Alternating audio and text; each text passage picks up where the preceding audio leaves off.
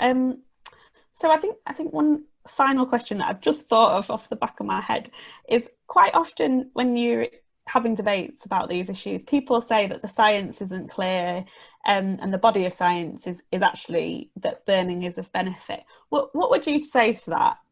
Because I understand that actually the body of science is quite clear that it does do damage, and that this is an issue that we should take seriously.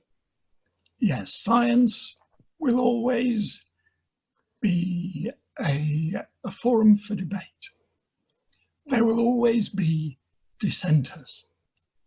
Perhaps the most famous dissenter is the most famous scientist who ever lived, and that's Albert Einstein.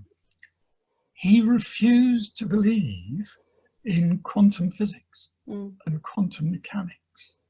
He spent a good part of the later part of his life trying to disprove it.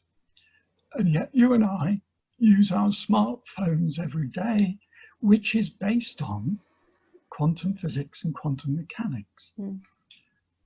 Whether or not Einstein was right, the main body of physics has moved on and said, well, look, this works for us.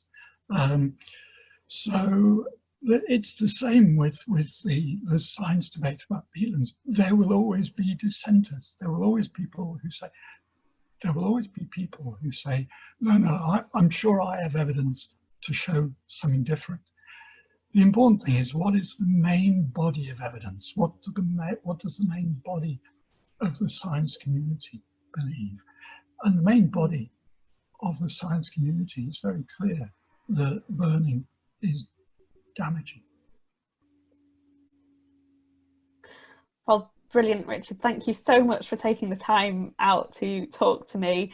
I think that'll be really useful for people who want to know a lot more about our peatlands, and I think we've covered a good summary of areas.